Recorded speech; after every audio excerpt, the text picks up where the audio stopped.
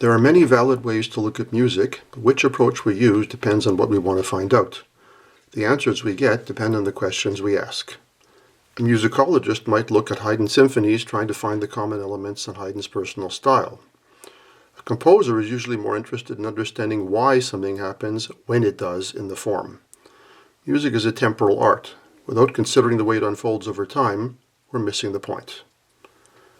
Unity is often cited as a key element in a musical masterpiece. But just showing, for example, how all the themes in a given work are derived from the same motive tells us nothing at all about why the composer placed them at the specific moments in the form. Would the same piece really work just as well with the same material randomly shuffled around?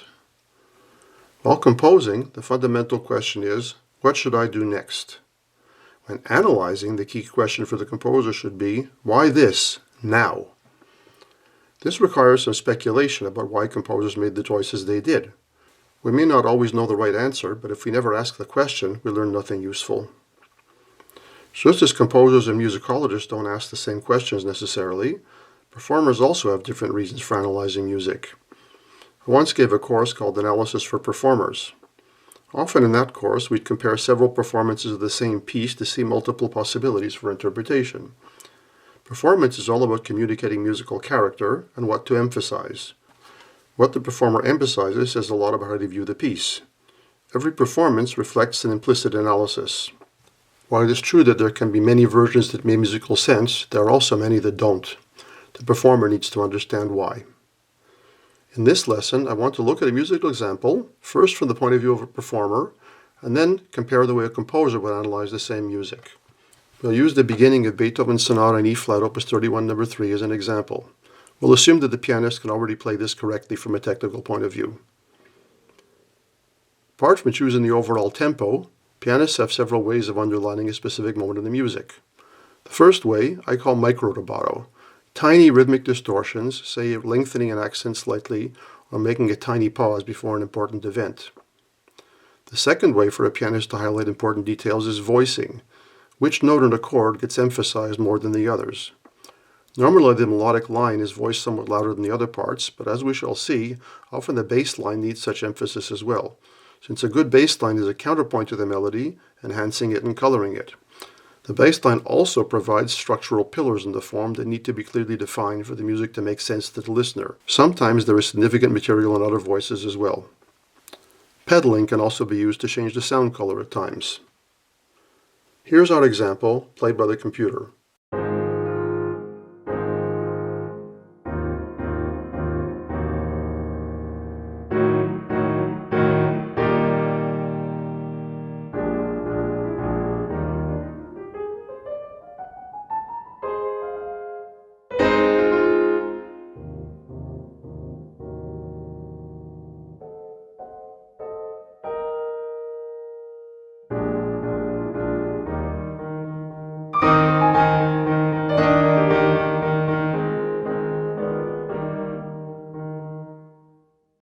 As we'd expect, the dynamics are very crude and the result is horribly mechanical. So, what does a performer need to notice here? First of all, the voicing. The melody doesn't stand out at all, so let's fix that.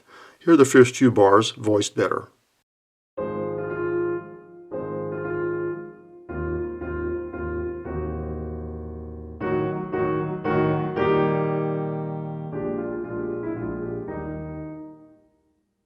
Already the music has more character and focus, but let's go further. The opening of this piece is unusual. It starts with the 7th chord, a 2-6-5. The tonic doesn't arrive till measure 8. Now look at how the bass line prepares the tonic. We start on A flat, then move up to A natural, then to B flat in measure 6. The B flat supports a 6-4 chord under a fermata. Then the dominant 7th follows, leading finally to the tonic. Performance does not clearly bring out the chromatic ascent in the bass will not have the drive and tension it should. If Beethoven took this long to reach the tonic, it's not an accident, it's an integral part of his musical idea. Here's the same passage, now with the bass voiced appropriately. Note especially measure 5, the important D natural that leads into the 6-4 chord.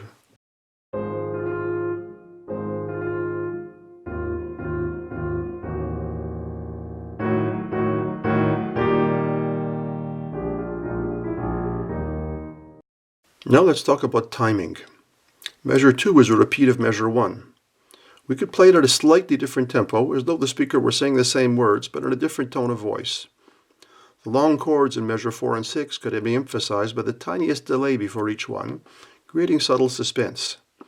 Likewise, measure 7 will benefit from a small delay after letting go of the held chord on the fermata, making the resolution of the cadence more dramatic.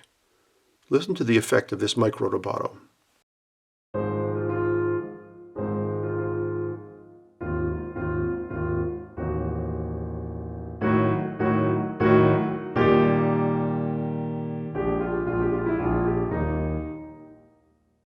In measure 18, Beethoven presents a varied repeat of the opening idea, but now it takes place over a tonic pedal.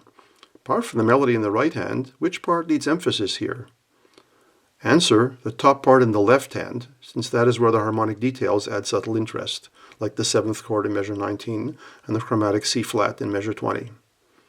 I've also added pedal in measure 18 and 19 to emphasize the contrast of character with the next two bars, and I've subtly changed the tempo in measure 20 for the same reason.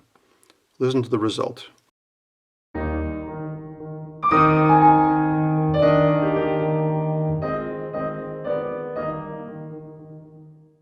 As we can see, just these few changes make the performance dramatically better, more human. There's much more that could be done, but this at least gives us an idea of the kinds of things a performer needs to be thinking about when approaching the music. Now let's look at the same music from the point of view of a composer. What can a composer learn here? First of all, this is a beginning. The function of a beginning is to provoke interest and create curiosity. The opening 7th chord, with its rather unexpected progression into a diminished 7th, and then a 6/4 chord leading to the tonic, is a perfect example of Beethoven creating suspense. The fermata in measure 6 is also a way of creating tension. The first beat of the next bar doesn't arrive quite when we think it will. Also note that Beethoven spends far more time leaning up to the tonic than staying there. This is an excellent way to begin. Finally, the opening rhythmic motive acts like a little question, leaving us wondering how it will develop. When the opening returns for the first time in measure 10, the change of register acts like a new tone of voice, supplying just enough variety. Also, the rising scale leading up to measure 10 pushes us into this restatement with a certain momentum.